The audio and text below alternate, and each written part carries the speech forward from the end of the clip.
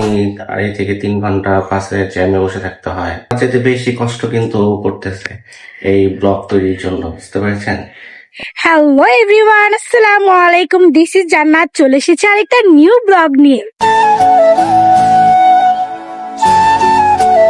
দেখো আজকে কত সুন্দর করে আমি রেডি হয়েছি। এর কারণ হচ্ছে আমি আজকে একটা ট্রেন্ড ফলো করব।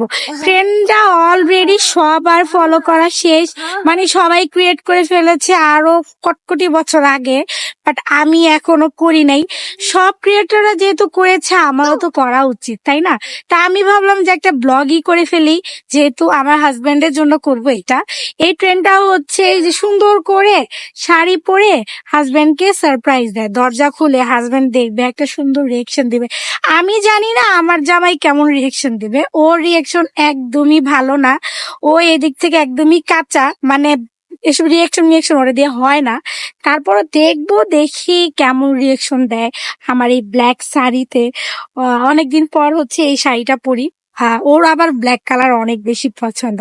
চলো তোমাদেরকে নিয়ে আজকে দেখবো আমার বর কেমন সারপ্রাইজড হয়। চলো।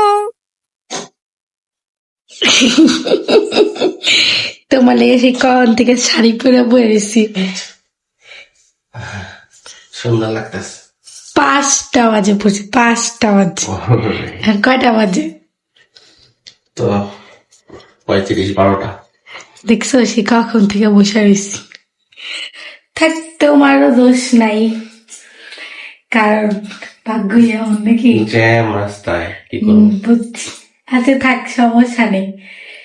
তো আমার সাবস্ক্রাইবারদের জন্য কিছু বলে দাও। সাবস্ক্রাইবারদের জন্য বলছি, অনেক কষ্ট করে ব্লগ করে, তো আপনারা একটু সাপোর্ট করেন যেন আর এই কষ্টটা সাকসেস হয়। সবাই পাশে থাকেন। আর তোমার কি অবস্থা?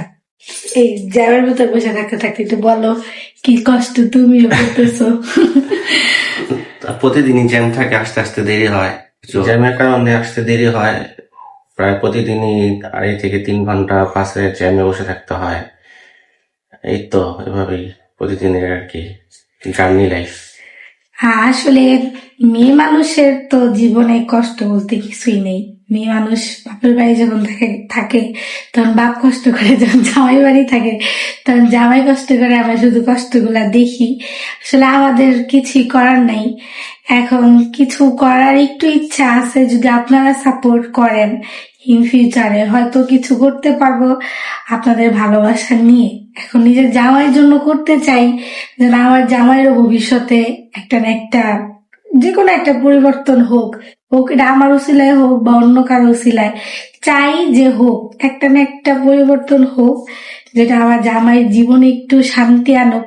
অনেক কষ্ট করে সারাদিন, সে সকাল 8টা বাজে বের হয়, রাতের 12টা-1টা বাজে আসতে আসতে। এই নারায়ণগঞ্জ আসে গুলশান থেকে, প্রতিদিন এই যাতায়াত চলে।